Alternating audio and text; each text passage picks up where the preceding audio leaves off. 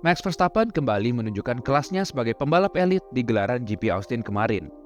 Insiden Verstappen dan Norris pada lap ke-52 menunjukkan bahwa Norris kembali harus kalah dengan duel strategi dan mental dari Verstappen.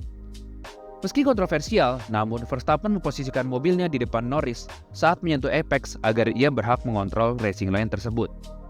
Ciri khas Verstappen yang kerap kali late break untuk mengincar apex lagi-lagi ditunjukkan di balapan GP Austin kemarin. Norris terkena permainan mind games dari Verstappen, yang dimana pilihannya adalah hindari kontak atau kita berdua tabrakan. Yang dimana pada kasus ini Norris memilih untuk menghindarinya dan menyalip Verstappen di luar track. Sebelum membahas lebih dalam, kini jarak Verstappen dan Norris berkisar di 57 poin dengan 5 balapan tersisa. Yang artinya, jika Norris masih ingin membuka peluang juara dunianya, maka menang di 5 seri terakhir ini adalah harga mati bagi seorang Lando Norris. Namun, menurut kami, ini dapat dikatakan hampir mustahil bagi Norris, dikarenakan situasi mental yang dialami Norris saat memasuki paruh akhir musim dan melihat Ferrari yang sedang kompetitif saat ini. Lalu, kami akan memberikan opini kami mengenai insiden di balapan GP Austin kemarin. Pada lap ke-1, insiden Verstappen dengan Norris di tikungan pertama ini dianggap sebagai insiden lap pertama oleh FIA. Namun jika hal ini terjadi di luar lap pertama, maka kemungkinan Verstappen akan dipinalti karena posisinya dia adalah pembalap yang ingin menyalip dan manuvernya mendorong pembalap lain keluar track. Lalu insiden berikutnya yaitu Sainz dan Verstappen di lap 1 tikungan 12. Sainz melakukan manuver dive yang sangat telat, sehingga Verstappen tidak ada intensi untuk melakukan posisi defense. Posisinya dapat dilihat saat di apex mereka sejajar jika kita dapat melihat dari angle kamera yang berbeda. Verstappen tidak dipinalti di sini dikarenakan ada dua faktor menurut kami. Yang pertama, ini adalah insiden terjadi di lap pertama. Dan yang kedua, Verstappen adalah pembalap yang bertahan di sini. Dan pembalap yang melakukan manuver overtake di sisi dalam, yaitu Sainz. Karena posisinya di apex sejajar, maka Sainz harus memberikan ruang dan tidak boleh mendorong Verstappen keluar track. Manuver ini membuat Sainz pun juga keluar track. Jadi di posisi ini, bagi kalian yang bertanya, kenapa Verstappen boleh menyalip di luar track, sementara Norris tidak? Karena posisinya di sini Verstappen adalah pembalap yang bertahan, dan dia didorong keluar track oleh Sainz, yang dimana mereka berdua sejajar saat menyentuh apex. Sebelumnya, bagi kalian yang belum tahu, apex adalah titik tengah sebuah tikungan, atau titik di mana pembalap akan mengarahkan mobilnya saat menikung. Letaknya biasa berada di tengah-tengah sebuah tikungan. Agar lebih jelas, jika pembalap sejajar saat menyentuh apex, maka keduanya berhak mendapat ruang di tikungan tersebut. Namun jika kalian berada di depan saat menyentuh apex, maka pembalap yang berada di depan apex berhak untuk mengontrol racing line tersebut. Dalam kasus ini, Russell dihukum karena pada saat itu ia melakukan overtake ke Bottas, posisi front axle atau ban depan mereka sejajar di tikungan. Jadi Bottas berhak mendapatkan ruang di tikungan tersebut, yang dimana Russell tidak memberikan ruang yang cukup bagi Bottas dan dianggap mendorong pembalap lain keluar track. Dalam kasus ini menurut kami FIA sudah benar dalam menerapkan aturan dan penalti kepada Russell. Lalu memasuki lap 52 di mana Norris melakukan manuver overtake dari sisi luar ke Verstappen dan Verstappen melakukan late break sehingga ia berada di depan apex saat tikungan. Aturannya di sini adalah pembalap yang berada di depan apex tikungan berhak untuk kendali penuh racing line di tikungan tersebut, yang dimana pada kasus ini, Verstappen berada di depan saat menyentuh apex, lalu keduanya melebar dan Norris harus menghindari insiden kontak dengan Verstappen dengan keluar track. Namun disinilah masalah bagi Norris dimulai. Norris menyalip Verstappen di luar track, yang dimana menyalip dari luar track adalah hal yang ilegal di F1.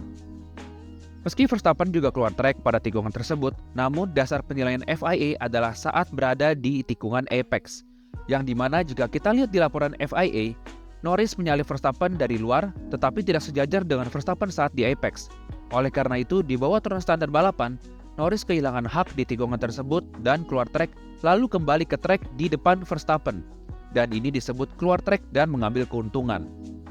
Dan penalti yang diberikan ke Norris ini diberikan 5 detik ketimbang 10 detik karena posisi mobil Verstappen juga berada di luar track. Jadi dasar penilaian FIA adalah siapa yang berada di depan apex tikungan dan menyalip pembalap di luar track adalah hal yang ilegal di F1.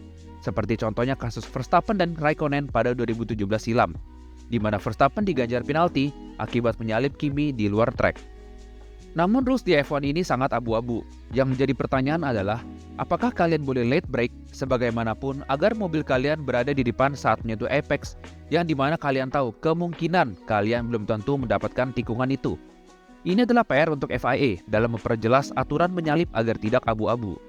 Yang dimaksud berada di depan apex seperti apa? Apakah melakukan dive bomb atau late break agar di depan apex juga sah? Harus diperjelas lagi. Tapi ini akan jadi PR sulit, mengingat balapan itu adalah variabel yang dinamis, dan akan ada banyak kemungkinan di sana. Verstappen adalah pembalap yang licik sekaligus cerdas. Ia memahami betul aturannya. Jika dia berada di depan saat menyentuh apex, maka dia berhak mengontrol racing line. Yang pada kasus itu, ia melakukan late break agar berada di depan apex sehingga membuat dirinya tidak bersalah di kasus ini. Pada kasus ini, Norris terkena dengan permainan Verstappen. Karena kejadian ini begitu cepat, hanya sepersekian detik, maka Norris tidak begitu yakin apakah dia berada di depan saat menyentuh apex atau tidak. Gagalnya Norris meraih podium, kami lebih menyalahkan kepada McLaren. Karena McLaren dapat melihat rekaman ulang posisi mobil Norris saat menyentuh apex, yang dimana saat berada di apex, posisi Norris sejajar pun tidak, melainkan di belakang Verstappen. McLaren seharusnya memberi instruksi untuk memberikan posisinya kembali, dan kembali mencoba menyalipnya lagi karena masih ada 4 lap tersisa yang dimana pace advantage dan tire advantage McLaren sangat besar menuju akhir balapan dengan ban 6 lap lebih muda. Horner juga mengatakan bahwa jika Norris memberikan posisinya kembali ke Verstappen dan mencoba lagi di lap berikutnya, maka kemungkinan ia akan memiliki kecepatan yang cukup untuk menyalip Verstappen lagi. Norris secara kecepatan memang setara dengan Verstappen, ditambah gacornya mobil MCL38 di musim ini.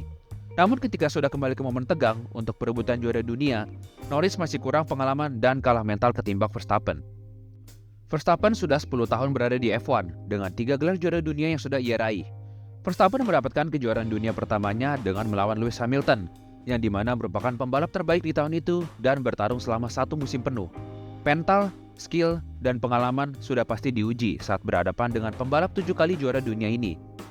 Verstappen sudah teruji dalam situasi perebutan gelar juara dunia ini 2 kali, yaitu pada 2021 dan 2022. Meski musim 2022, pertarungannya dengan Charles Leclerc hanya sampai di paruh musim. Namun tetap, skill set lengkap dan pengalaman segudang menjadi keunggulan Verstappen saat berhadapan dengan Norris.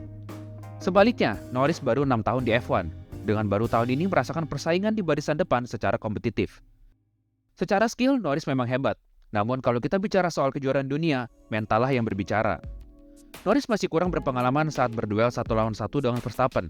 Norris harus banyak belajar dari Leclerc bagaimana cara menghadapi Verstappen, yaitu agresif dibalas dengan agresif, dengan melakukan manuver yang tidak dapat ditebak oleh Verstappen.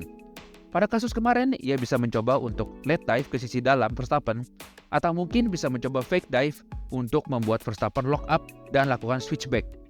Manuver yang diberikan harus bervariasi, tidak boleh terlalu textbook, yaitu hanya run di outside saja saat melawan Verstappen. Sudah pasti mudah terbaca oleh Verstappen, namun ini hanya teori saja, prakteknya tidaklah semudah itu di track. Jika Norris tidak mendapatkan gelar di musim ini adalah pelajaran berharga bagi Norris dan mendapatkan pengalaman bersaing gelar juara dunia secara reguler. Melihat performa McLaren yang begitu kompetitif, maka 2025 mungkin Norris masih memiliki kesempatan untuk bersaing kejuaraan dunia ini. Di grid ini menurut kami hanya ada 2 pembalap saat ini yang dapat bersaing dengan Verstappen, yaitu Lewis Hamilton dan Charles Leclerc, yang dimana keduanya akan menjadi rekan setim di Ferrari di musim depan. Hamilton dengan segudang pengalaman, IQ balapan yang tinggi, dan ketenangan serta kesabarannya dalam berduel seringkali merepotkan Verstappen. Sementara Leclerc, ia sudah bersaing dengan Verstappen sejak go-kart. Ia pasti paham karakter membalap seorang Verstappen, dan gaya balap mereka yang sama, yaitu agresif bertemu dengan agresif. Contohnya seperti pada Silverstone 2019. Ditambah pada tahun 2022, mereka sudah sempat bersaing. 5 balapan terakhir akan sangat menarik untuk ditonton, dan pastinya ini bukanlah duel terakhir Verstappen dan Norris di musim ini. Menurut kalian, apakah Norris masih memiliki kesempatan untuk menjadi juara dunia di musim ini, atau lebih baik fokus ke tahun depan saja? Tulis pendapat kalian di kolom komentar, dan jangan lupa beri like, komen, dan subscribe untuk konten F1 lainnya.